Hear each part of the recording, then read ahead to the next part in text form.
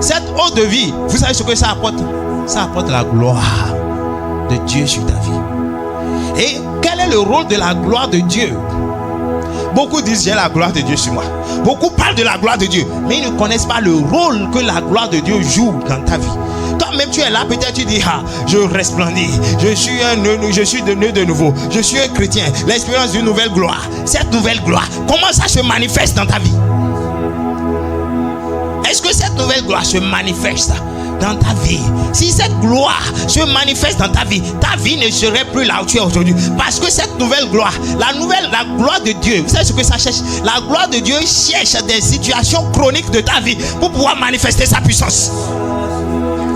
La gloire de Dieu cherche des situations déjà bloquées de ta vie pour le débloquer. Et c'est là on parle de la gloire de Dieu.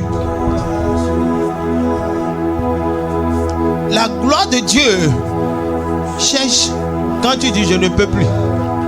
Quand tu dis c'est fini. Lui vient, il repositionne les choses. Et c'est là on parle de la gloire de Dieu. Dans Luc 2 verset 52.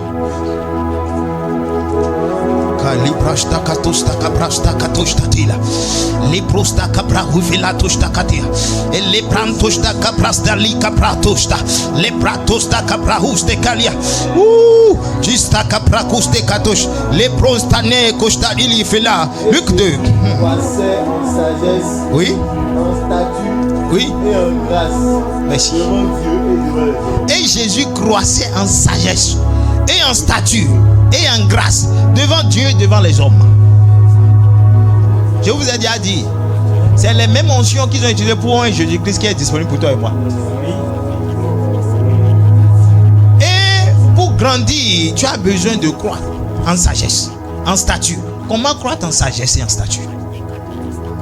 Il dit devant Dieu et devant les hommes. Donc c'est-à-dire, quel qu'en soit, quand le vin a été fait, quand l'eau a été changée, transformée en vin, qu'est-ce qui s'est passé? Ils ont donné ça au gouverneur du festin pour pouvoir goûter cela. Et c'est lui la première personne qui a goûté. Et c'est lui qui a témoigné que ceci était plus bon que ce qui est bon. Donc c'est-à-dire, quelle qu'en soit la gloire de Dieu qui surviendra sur toi, il faut des hommes pour témoigner. Il faut des hommes pour témoigner. Tant qu'il n'y a pas des hommes, donc c'est-à-dire même quand la gloire de Dieu sera sur toi, ils ne verront pas cela.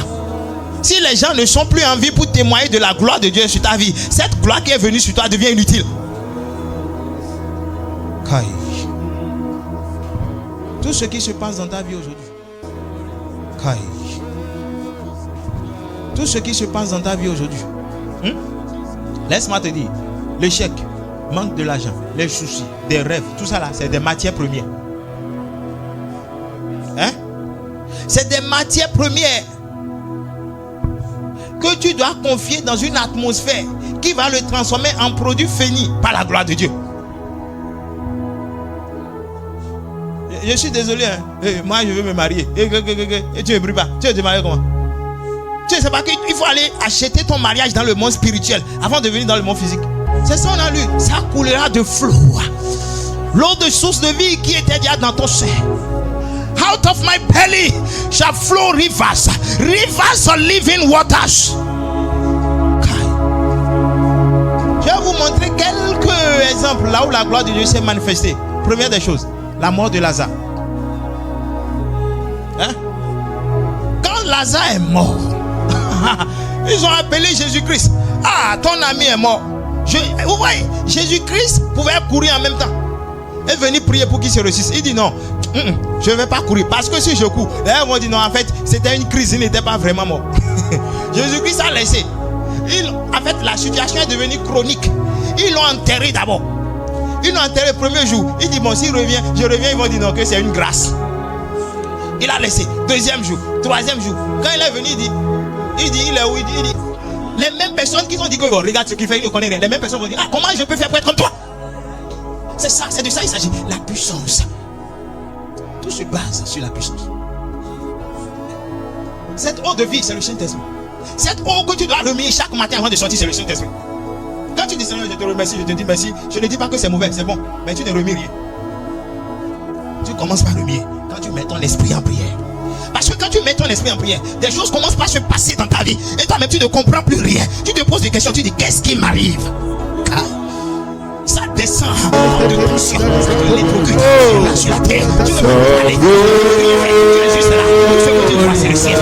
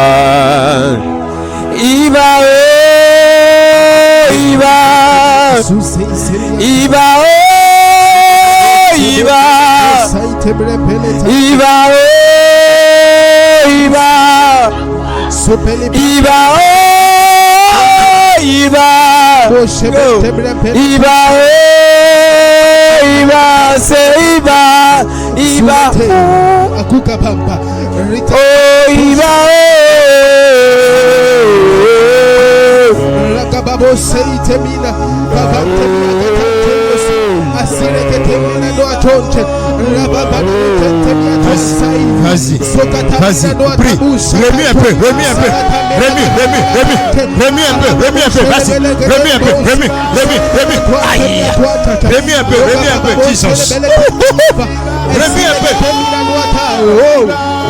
my God, tu m'écoutes, que l'eau soit agitée,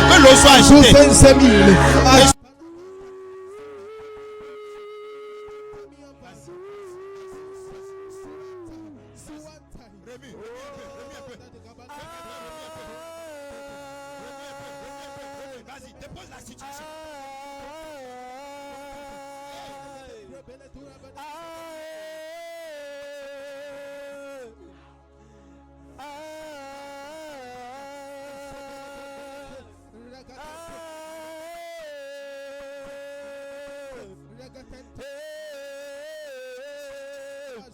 Yahweh Sabaoth.